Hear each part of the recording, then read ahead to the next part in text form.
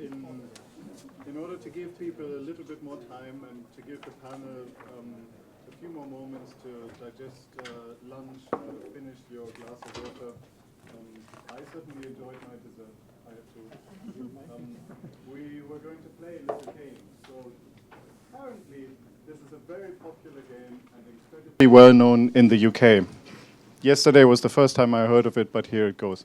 So you have a sheet of paper sitting on your chair. Under your chair, it might be sitting in your lap right now. And on the sheet of paper, we have 3 questions that speak to the theme of the conference, where we're very interested in what it is that you have to say about these questions. And I'm sure so do your neighbors. And so the way this works is that we are asking you to take a minute now, look at the first question, think about what you want to say, write down an answer, fold over the paper where the question is, and Julia is going to demonstrate like so, what that is going to look like. And then we repeat the same exercise with the next question. So the first question is, the biggest obstacle to infrastructure development in my country is? 1 minute, there you go.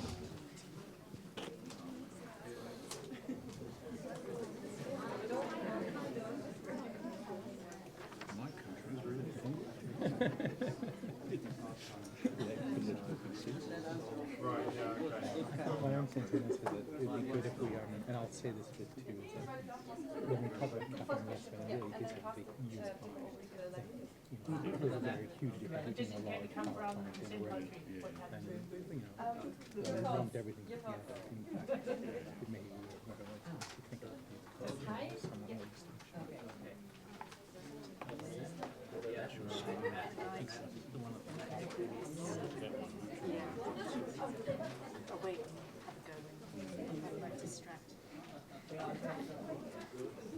So I'd say this was about a minute's time. So you have the answer to the first question. Please pass it on to the person on your left.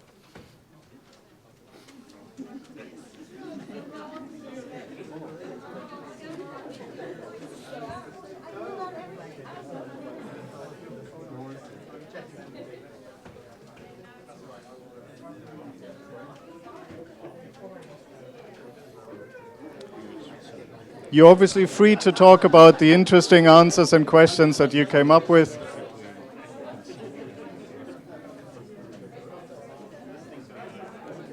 Right. So let's move it on to the second question now.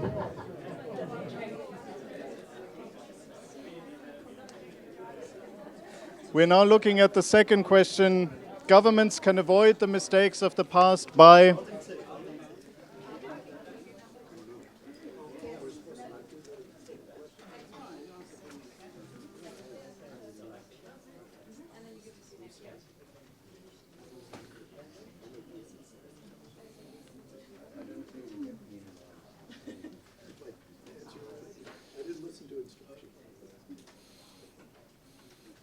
So my colleague Simon Gill was swearing that this was a wonderful icebreaker that would make people talk to each other. And then he promptly ran away to not witness the consequences of his own experiment. So I think that's probably just about enough time. So now you can fold it over again, pass it over to your neighbor.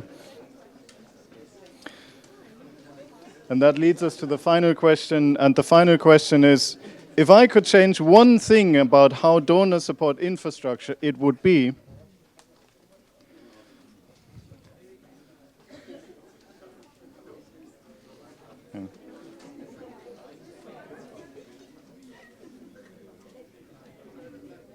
You know, Robert, nobody here knows what your handwriting looks like, so you're free to write your mind.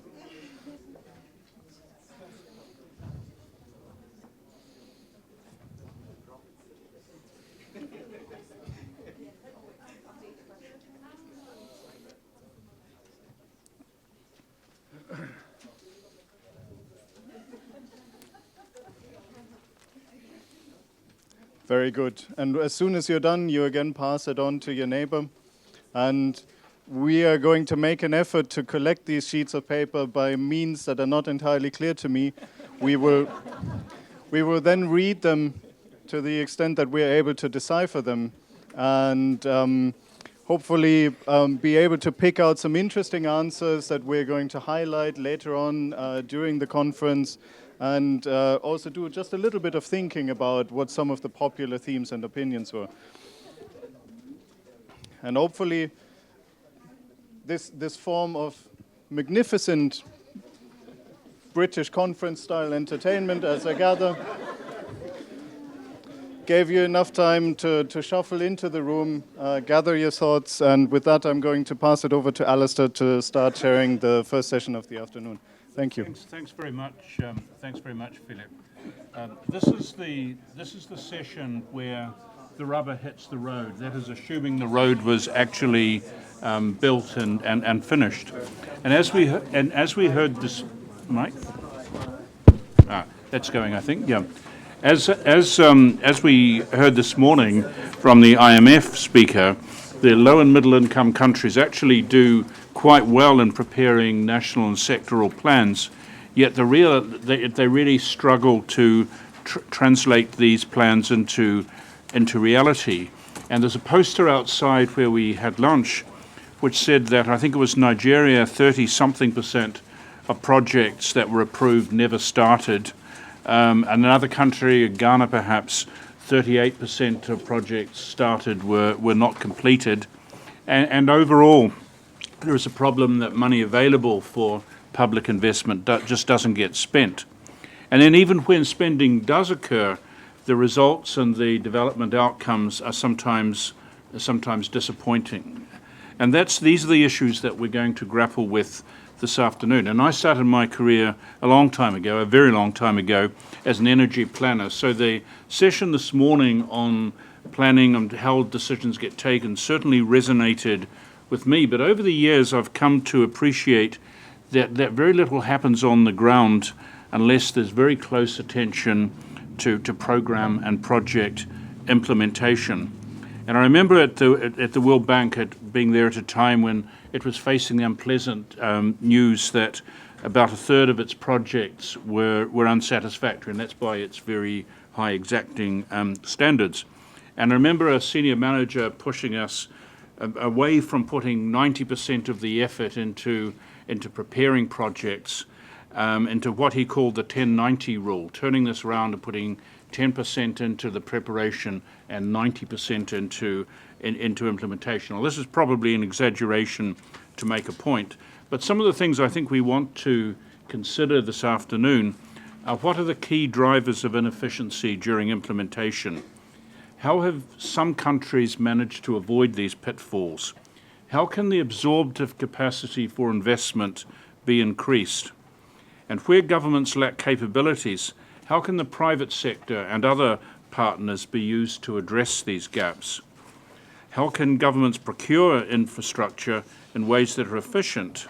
And procurement, I think, is an issue we may want to return to later. We have a really excellent panel today who are going to bring different perspectives on the implementation of infrastructure projects. The first speaker will be Geraldine Barker to my left, who is the Director of Project Delivery at the National Audit Office. And the National Audit Office also does things which I think we in the development community call evaluation, but other things as well she does. The next speaker is Dan Heimowitz, further to the left, who's Head of Insight and Learning at the Tony Blair Africa Governance Initiative. And he's going to give a perspective from the work that this institute has done in how projects can succeed and fail during implementation. What are the ingredients for results? Third speaker is Dr. Sung-Min Han, who's a fellow at the Public Investment Evaluation Division at the Korean Development Institute, and he's going to talk about how the Korean decision-making process has evolved and the lessons they have learned in getting projects to the point of implementation. And the last speaker is, to my right, Joel Turkowitz, who's a lead public sector specialist at the Governance Global Practice at the World Bank, who's going to talk about procurement, which seems to be a big issue every country I go to. So, Geraldine, would you like to start, please? Yes, of course. Well, thank you for. Is this working? No. Yes, I think it is. Okay. Well, thank you for inviting me here today. What I thought I'd talk to you about was a report we published last year, which looked at the lessons from major rail infrastructure programmes. So these were programmes that were sponsored by the UK Department for Transport over the last 20 years. As Stuart said, I head up a unit in the NAO that develops our approach to auditing major projects. I only took that post up this year.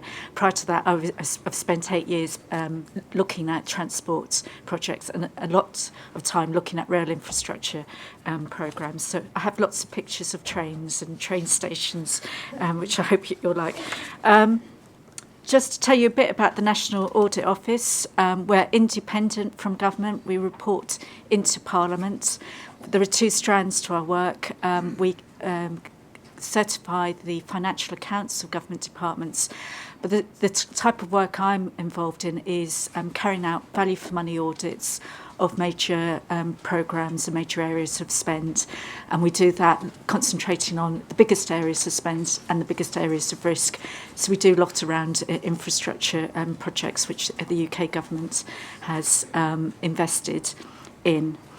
A little bit about the projects that were covered by our report. To say they span the last 20 years.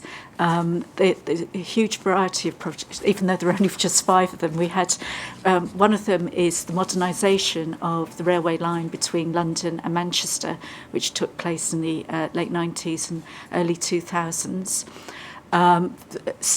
But we've also got greenfield infrastructure projects. So a good example of that would be the link from the Channel Tunnel into London. As you can see, they vary in size by value, but they're all big. They're all billions of pounds. So 3.5 billion, that's for Thameslink, which if you're travelling around in London at the moment, you may come across. It's the line that runs from the north and south through to one of the busiest parts of the London network around London Bridge. The 21.4 billion is the estimated cost of the first phase of High Speed 2. So I suppose that's something to bring out. In terms of our audits, we go in at different stages. We can go in at the completion, as we did on near the end of completion, West Coast Main Line.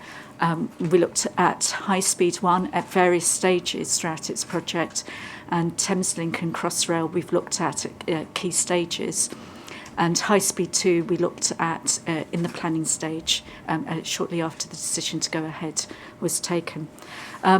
They take a long time, between 13 to 29 years. So I think that just gives you some sense of the scale of the types of projects we're looking at. The next slide. I think that the lessons that we've picked up fall into 4 areas. I know you covered the decisions about which projects to proceed with this morning, but I think there are some useful lessons for implementation from looking at that decision-making process and looking at the business cases that lie behind them. So I'll talk briefly about that. I'll also talk about the project delivery phase and 2 main areas there around, I suppose, the delivery mechanisms and the governance arrangements around those, and also the planning and the monitoring of progress during actual construction and delivery of the project. And then finally, I'll talk briefly about what we call benefits realisation. But I think the key point here is it's not, particularly when you're expecting infrastructure projects to deliver wider benefits, it's not a case of build it and they will come. You actually have to actually manage the realisation of those benefits. So to take each of those in turn. The business case. What we found is Having clear strategic objectives for your business case is key to successful implementation for a number of reasons. And I think that's best illustrated by two very different projects, by Thameslink, which I just spoke briefly about, and High Speed 1, which again I mentioned in terms of being the greenfield line from the coast into London. What we found is that where the project is to address a need that everybody recognises exists. So in London, if you commute into London or you travel around London, it's very congested. You have trouble getting onto trains. If you travel around London Bridge, it's very slow. There's lots of waiting while other trains pass. So the business case for Thameslink was very clear, very straightforward. And I don't think you would find very many people who would argue about the need to increase capacity on that line into London. But our government is increasingly using transport to achieve much wider and more ambitious objectives around economic growth, around transforming the way that people travel in the UK. And those business cases we found are more difficult. They're more difficult for people to understand and to get behind. And they're more difficult for departments to articulate. And we think that's important, not just for, I suppose, purity, academic purity, but also it does guide how decisions are made in the course of a project. Particularly if these types of projects that last over decades, we're not just talking about years, there will be decisions that will have to be made along the way. And if, for example, on high-speed lines, you're talking about wider economic impacts or regenerating areas, that will impact on decisions you're making about where do you put stations, for example. So I would argue that those initial stages of project and the decisions around which projects go ahead and the information that you're basing on them are quite crucial to how the project is then implemented going forward. So that's our first point around business cases. The second point on programme delivery arrangements. This is one where we have seen some improvement around how the Department for Transport carries this out here. With the West Coast modernisation, we found that there was confusion around the various roles and responsibilities of the people who had taken part. So Department for Transport largely agreed to the funding for this project, but they initially took quite a hands-off and arm's-length approach to it. The project ran into difficulties for various reasons. Thereafter, the Department for Transport clarified its role as a sponsor. And, what I should have said, one of the reasons that we felt the project failed initially was because the sponsorship role and the delivery role was invested in one body in Railtrack, and so we felt that there was insufficient challenge to the people delivering the project. So this is something that the department has done since. In most of its projects, I think pretty much all of its projects, there's now a very clear separation between its role as a sponsor and the role of they create a separate delivery body. And we feel that helps create more challenge within the project, and it also allows the delivery agent to concentrate on delivery. We still think that there are issues around integration, particularly in rail. They're really complicated projects. It's not just about laying down track or digging tunnels. There's usually, in the UK, franchises for operating trains that have to be let. And you usually have to buy trains as well. And making sure that that all marries up and that somebody's overseeing it all is crucial. There are also issues around the skills that are in place, not just in the delivery chain, but also in the sponsoring body. Okay, planning and monitoring progress. We have the real thing about planning.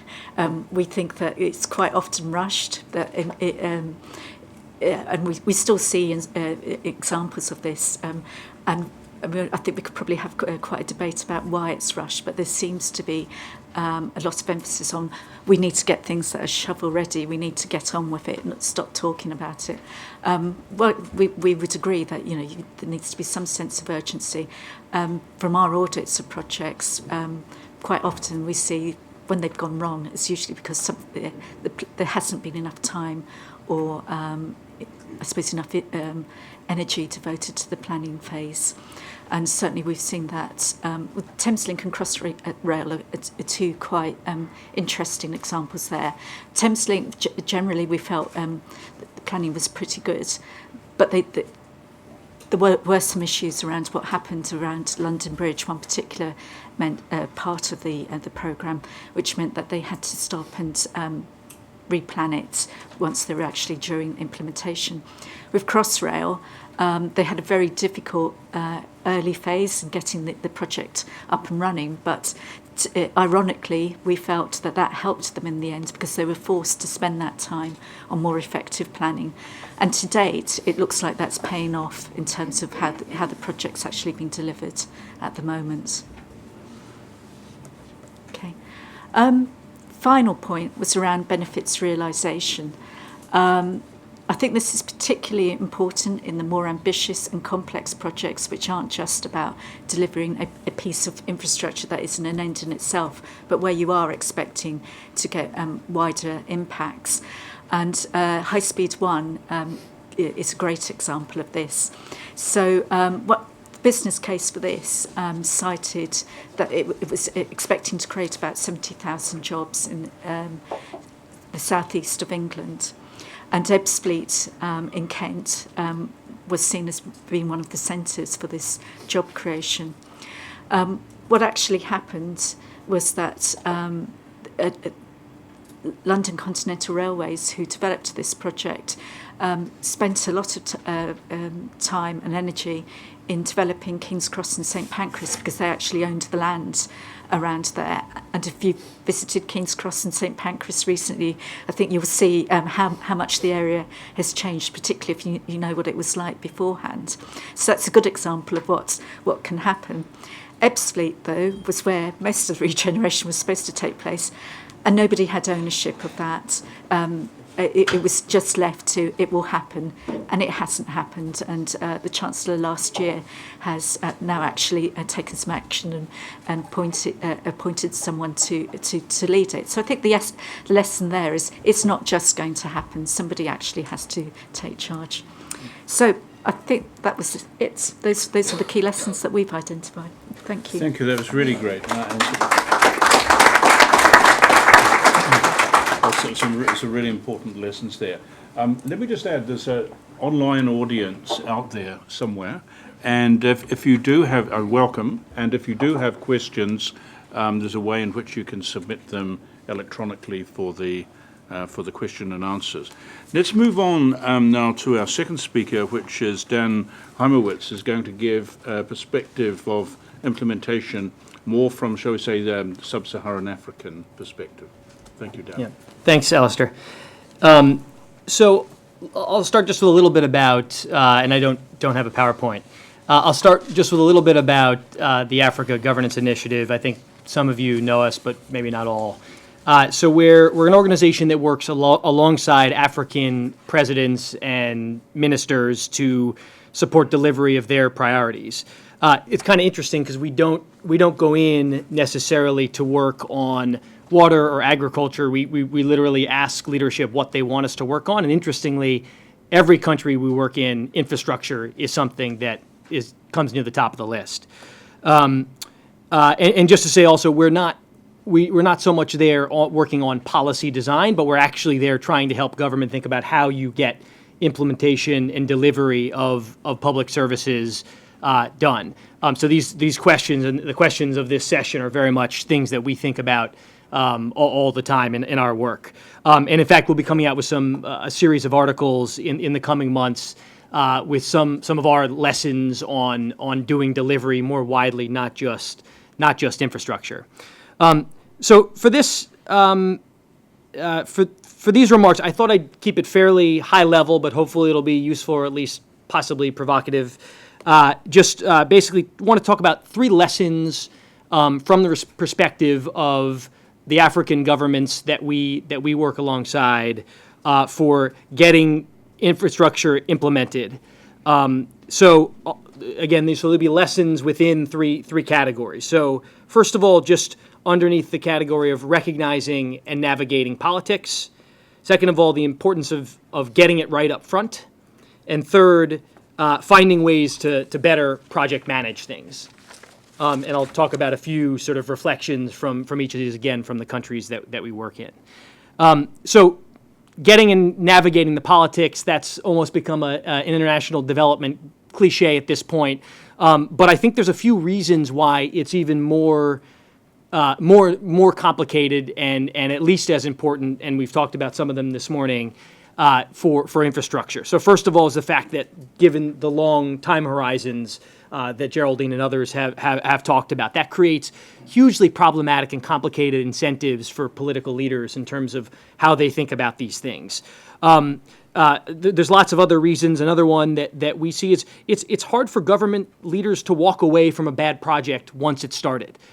Really problematic incentives there. I mean, it's really going to look bad to stop something once the shovel has hit the ground. And so that's another reason that things are pretty tricky politically. There's no silver bullet in terms of managing the politics, but I'll talk about 4 things that we've seen that have been useful in terms of managing infrastructure delivery. First of all is using incentives.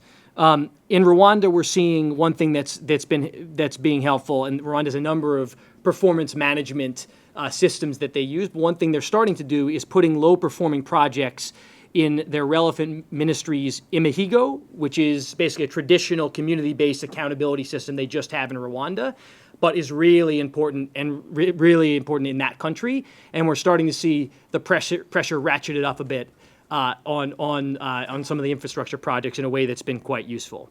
Number 2 is just the importance of working with the right actors in the system. In Sierra Leone, we've worked with the government to establish a platform that brings together the presidency, the Ministry of Finance, and the Ministry of Energy to meet regularly to track the top 3 energy priorities together. Again, that may sound obvious, but how often is there a story between the finance ministry and the other agencies in terms of bottlenecks that don't get resolved because sometimes these actors aren't talking together? You can't ask the president to handhold the whole thing, but you can for some of the most important projects, and we're seeing that be a useful mechanism in Sierra Leone. Number 3 is dialing up the pressure. So this is a particular story from Liberia. I wish Minister Moore were here right now. I don't think he's in the room right now. Liberia, at the start of President Sirleaf's second term, used the mechanism of a 150-day action plan. So they basically defined 85 actions they were going to complete in the first 150 days of President Sirleaf's second term. And we saw that be incredibly effective in terms of motivating government to get things done because it was very public the way it was announced. Civil society and the media were quite engaged in sort of monitoring things, and we saw a number of infrastructure projects that had been held up for a long time, including key renovations to Liberia's main port, move during that period. So again, that's an interesting thing we saw there. And then there's just, I think, a general thing, finally, just in terms of politics, in terms of just how you align political authority to implementation. Guinea earlier this year, which is another country that we work in, completed a 240 megawatt dam, the Coletta Dam. It's going to double the amount of electricity that's offered to the grid. We work closely with the Major Projects Authority in that country, which oversaw largely effective project implementation of the dam. And we think one of the things that was really useful in terms of Coletta was the fact that the president's advisor overseeing the Major Project Authority has a very close link with the president. And again, that tight link and the fact that it was someone with that level of authority, we think was very useful. Again, these may sound like obvious things, but these are sometimes some of the things that we've seen make the difference or not. So those are things on getting and navigating the politics. Second thing is just the importance of getting it right up front. And again, this sort of links to other things we've already talked about. But again, in terms of challenges we see is, insufficient project appraisal and preparation causing implementation problems down the road. So that's something that's obviously come up. I do think it's worth highlighting, again, just sort of some of the political dynamics that cause that we see, and just to be sympathetic to the fact that there's a huge amount of pressure on political leaders to deliver a lot and really quickly. One, I think, really interesting story that we've seen from Rwanda is when basically the Rwandan government established an incredibly ambitious target for power generation. So they set a target of 1,000 megawatts of power, which was a nearly tenfold increase for the country, and to do it over 5 years, which was incredibly ambitious. That sounds admirable. The problem was it really created issues for sector planning. You had officials basically chasing after investors who weren't necessarily serious about investing in the country. You had fictitious roadmaps being developed to hit these marks. The government eventually decided to scale back that target. In fact, nearly in half. Still a very ambitious target, by the way. And we would argue, and I think the government would argue as well, that delivery has improved. Again, not solely for that reason, but with that more realistic target in place, which I think is a really interesting thing. Another thing we've seen in Rwanda, in terms of sort of getting things right up front is that they have created a centralized approval process, the Public Investment Committee, which is linked to the annual budget consultation process and chaired by the Minister of Finance, but also brings together the key ministries. And we've seen that mechanism starting to work really well in that country. And finally, on improving project management. Admittedly, it's a pretty broad category. I won't get into all of the sort of different types of challenges, some of which have already been referred to by others in different sessions. But a couple of things that we've seen that are starting to be helpful in the countries we work in. Again, an example from Rwanda that's quite interesting. In some of the countries we work in, there's project management in some ways goes against sometimes more top-down government cultures in terms of how things work. And so one of the things in Rwanda we're seeing is the attempt to empower project managers a bit more, which is being done through the setting up of project management units in a number of key ministries. And we're seeing that as something that's been quite useful. That's sort of an interesting thing.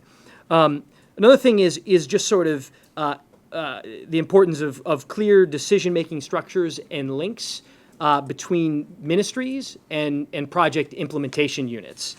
And I'll use an example from Liberia. Again, I wish Minister Moore were here. He could speak to this much more thoroughly than I can. But the World Bank has for a while in Liberia had an infrastructure implementation unit, a project implementation unit in the Ministry of Public Works in Liberia that was primarily focused on World Bank projects. It's now started to transition and is beginning to implement support the delivery of non-World Bank projects, and is basically eventually going to become the country's roads authority. And again, that's an interesting transition. That doesn't sound that notable. There's a lot of project implementation units. I think the lesson here is in the how. This PIU works with the ministry and how much they are working in an integrated way, both at the ministerial level and throughout the system. And that's something that we've seen that is starting to make a difference. And again, it's not so much that that this PIU is unique, but it's in how you're working with the sort of the host institution. So those are some reflections from AGI's experience, importance of getting and navigating the politics, getting it right up front, and some thoughts on project implementation. Thanks. Thank you very much, Sid. Our next speaker is Dr. Seung-Min Han from Korea. Now, the Korean experience is very rich, and we have a copy of his presentation, which was distributed before this meeting, so it makes it easier to take home some of this and think about it, and to digest some of the material as he goes through it. Over to you, and you need the baton, right? Thank you. Thank you for introducing me and giving an opportunity to share our Korean experience in this conference. And I plan to speak about how Korean, in this presentation, how Korean government has managed the public investment projects. But due to a time restriction, I'm gonna focus on the big picture of the PIM system, not in detail. So let me briefly explain the Korean history of project appraiser. And in the early days in Korea, most infrastructure investment projects had been evaluated by foreign experts and foreign organizations because we didn't have enough skills to evaluate them. But from 1970s, Economy Planning Board, EPB in Korea, reviewed the feasibility of investment projects costing over 10 million Korean won, 10 million US dollars. But as the nation began to expand and the number of projects and the value increased, and EPB started reviewing the project with total investment of the 50 million US dollars in 1991. And in 1994, to monitor cost expenditure during the implementation procedure through the from the planning to construction completion, and total project cost management was introduced.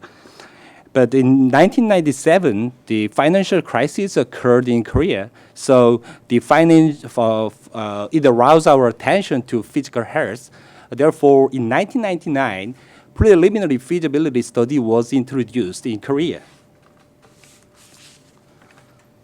Furthermore, government spending on social welfare considerably increased in the late 1990s. So in Korea, physical soundness issue has become an important policy agenda since then. And one of the most important elements to achieve physical soundness is to manage the public investment project effectively under a well-organized institutional framework. Before 1999, we had an evaluation process for public projects, but the problem was that the feasibility study of investment projects were conducted by line ministries that proposed the project plan. This would result in inefficiencies in government investment because the FS feasibility study was a lack of the objectivity and reliability. So, for instance, the feasibility study on the Seoul-Busan high-speed rail project and was conducted by a line ministry's feasibility review committee that proposed the projects. So the baseline cost of that project has more than tripled from 5.5 billion US dollars to 18.5 billion US dollars. And moreover, out of the 33 projects conducted between 1994 and 1998, were only one resulted in a project being declared infeasible. So, which raised the questions about the effectiveness of the preliminary feasibility studies. So, we need an effective new PIM system. So, because the line ministries was directly in charge of the project implementation, and local governments as well as the politicians are direct beneficiary of the project. And also, we didn't have independent review process.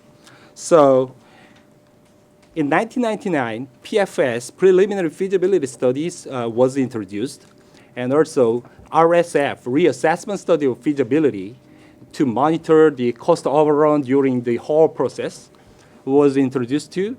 And in 2006, a reassessment of demand forecasting was introduced too. Briefly, PFS is a short and brief evaluation process of a project to produce information for budgetary decision. It is supervised by the MOSF, Ministry of Strategy and Finance, and evaluated by the KDIP MAC, which is an independent unit for evaluation, whole evaluation. So we give a clear and explicated binary judgment on the overall feasibility. Let me tell you about the implementation procedure on the PFS. We can divide the whole process implementation procedure into 3 stages. The first stage, the first stage can be regarded as the selection stage of target projects, and the second stage an evaluation stage, and the third stage an decision stage. And to conduct one PFS, we need 3 players. First one is the line ministry, proposers. The second, Ministry of Strategy and Finance, supervisor, and KDI, evaluator. So firstly, at the first stage, line ministry proposed a project plan to MOSF. And after receiving the project plan from the line ministries, yes, the MOSF delivers the project plan to KDI PMAC, and we review and we deliver our opinion to MOSF. And they had a meeting with the feasibility committee, and they make a decision on which projects can be selected. And once a project is selected, KDI PMAC evaluate that project by conducting the PFS.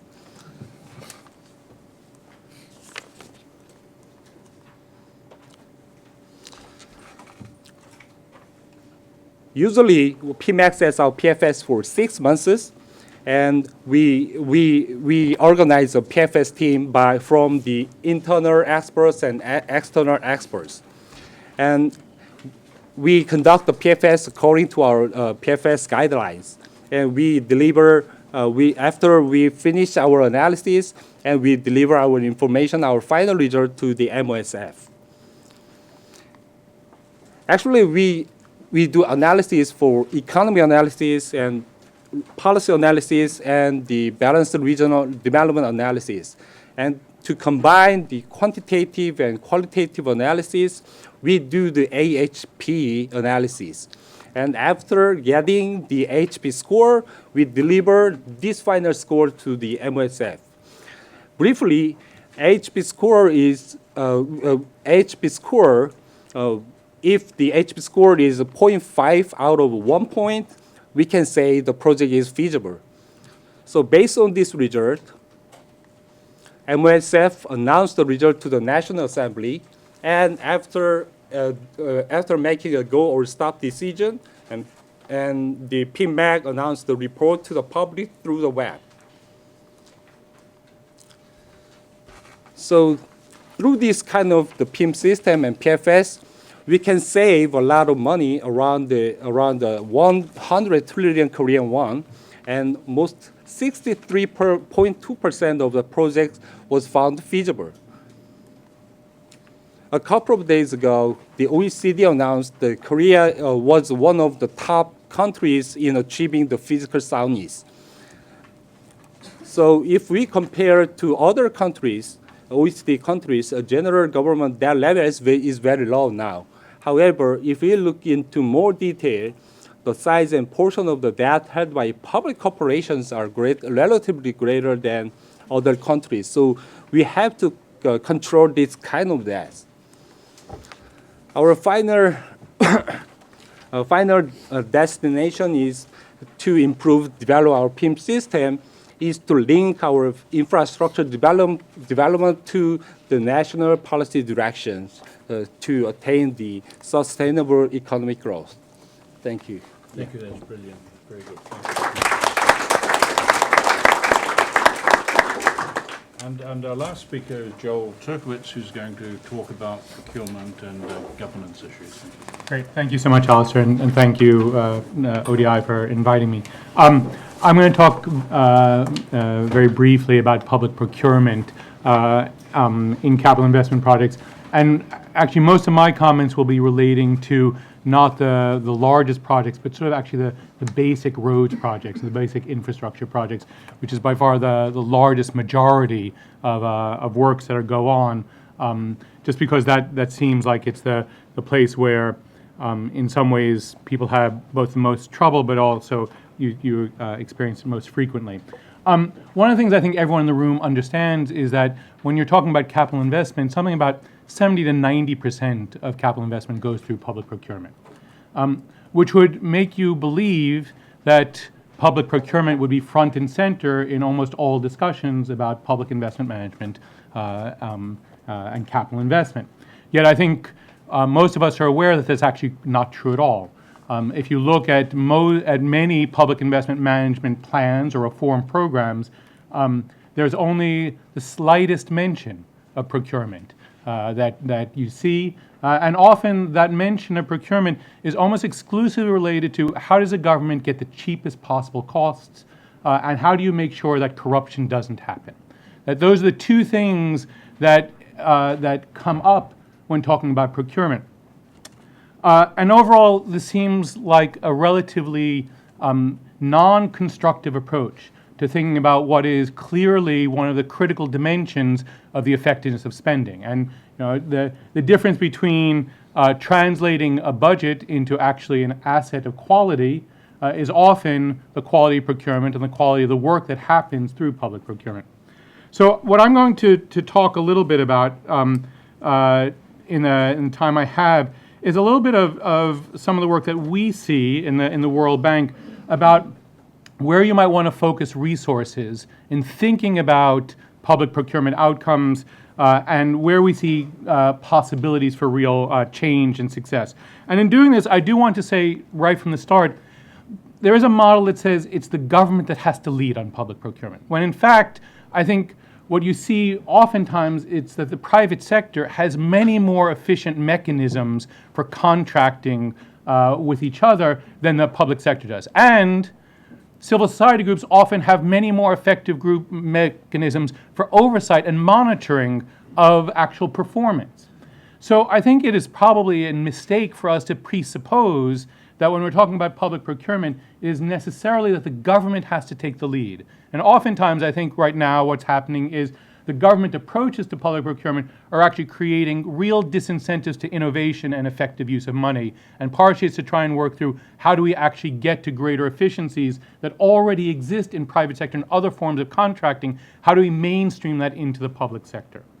So in talking about what we've sort of begun to look at, and there's a whole set of work these days in the World Bank where we're moving very strongly from a rule-based, here is a set of biblical guidelines that all must follow, and these biblical guidelines will get you to good contracts.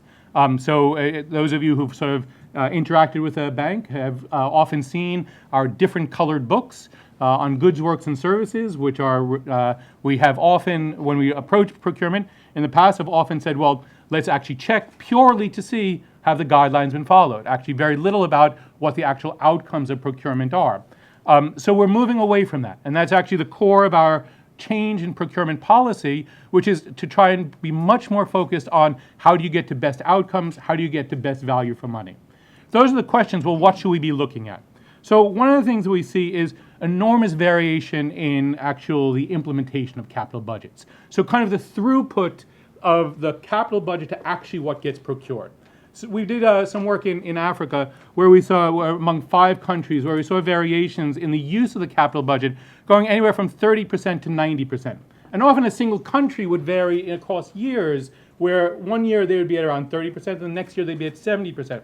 This created absolute havoc in terms of thinking about actually procurement planning and thinking about going to the market, because the planning process said very little about actually what you were purchasing. Second thing that we see is enormous variations in levels of competition. This is 2 aspects. I think one aspect is the direct contracting, but it's more than direct contracting in that many countries that we've looked at, when you look at levels of competition in competitive processes, there's often only one bidder. So you still have the same levels of non-competition, except you have non-competition through a competitive process as opposed to a directly negotiated process. And this is actually at levels, and oftentimes we look at this both in World Bank supported programs as well as government supported programs, where we've seen issues where 60 to 70% of all roads contracting happens in a non-competitive basis. So enormous variations in levels of competition. You also see variations in who wins contracts. This is also two dimensions. One as the identity of the firms that win contracts. Are these sometimes state-owned enterprises or variations, sometimes a whole variety of different types of actors, and we see variations in levels of concentration. How concentrated is the procurement market so that while you may have competition, or only a very few number of firms actually winning contracts. You see variations strongly in terms of contract implementation. That was alluded to just in terms of how often a contract is actually performed and the amount of increase around contract variations and modifications, as well as delays in contract performance. And in some of the countries we looked at, we saw something on the order of 30% of contracts that were delayed by over a year. So enormous actual costs and enormous levels of contract management variations that are important. And finally, we see large variations in the quality of the assets created. So we see places where almost immediately after an asset is created, that asset begins to degrade and has a very short actual lifetime. If these are the points of variation, what you'd want to then start doing is looking at indicators for these variances. So on a systematic basis, can we begin to start collecting and working with clients on collecting information on each of these different points? What's interesting about procurement is it should be one of those places where there's an enormous amount of data, right? Because every single transaction has a whole variety of data points. If you look at procurement data in many countries, you see a complete dearth of that information. This is true even in systems that have e-procurement, where although information is generated, it's just not utilized. So one of the core dimensions, and this was mentioned, I think, by our political scientist, there is a whole sort of set of work around how do we move from data poverty to actually information richness that enables us to actually do some real analysis and enables countries to actually begin to start getting efficiency gains. When we've looked at this, when we've looked at sort of performance outcomes, what do we see sort of seems to affect? One, there are a whole set of exogenous variables, timing of budget releases, the speed of payments, the rigor of supervision, or the extent to which planned products actually get done. I say these exogenous because they're not necessarily part of the transaction process, but they have very strong influence on actually the effectiveness and efficiency of procurement. A second dimension that we see is a whole range of technical specification of endogenous things, such as technical specifications or the structure of contracts or the ability that the contracts to actually meet the market. So are you actually having contracts that are properly aligned and suited to the market actors you have in your different economies and markets? And the third thing is capacity, which has been talked about, both capacity in the public and private sectors. There's both technical capacity and very often managerial capacity. And finally, and I need to say it sort of, the words need to be uttered, so the level of corruption. So that there are very strong differences in levels of corruption, the extent to which markets have been captured, the extent to which spending has been captured, and these also have very strong implications for procurement outcomes. So in closing, let me sort of make a couple of sort of final remarks about sort of what we see or where this takes us. So sort of the idea that you actually have to have a rigorous sort of analysis of actually how procurement outcomes differ and what drives procurement outcomes. One is this critical importance of integrating procurement more into public investment management in terms of actually understanding what you're likely to get out of different investments, what the experience has been, how does that factor into both the planning process as well as things like the disbursement process of when you're actually going to need money and what are you going to do. Second, this idea of investing in investing. One of the things it suggests is there are other things that means. It means that probably you need to invest in data, in openness, so that you actually have mechanisms that enable outsiders to view performance and actually do analysis on performance. The third thing that we want to, that is sort of coming out is just the importance of field testing, of actually experimenting with different mechanisms for driving performance in procurement. which may mean different contractual forms, which may mean different size of contracts, which may mean different ways of competing, which may mean different ways of contract supervision, that what you want to be doing is actually doing a whole range of experimentation that's very clearly and carefully monitored to see what outcomes are before you sort of figure out what actually is going to make sense in a particular jurisdiction. The final thing that I want to emphasize is taking corruption seriously. That while we don't actually think that the core to outcomes is corruption, we do think actually corruption in procurement is actually quite significant and important. So there's actually a need for real research on understanding where corruption happens, where corruption has the greatest development consequence, and what are the things that can be proven to actually diminish corruption in procurement, which is a different and associated set of work on sort of the effort to drive outcomes, but it's a critical piece of the pie. And that I'll stop. Thank you very much, Phil. Well, let's open the floor to questions. We would take 3 or 4 and then ask the panel to answer. Yes, please, at the back. Yeah.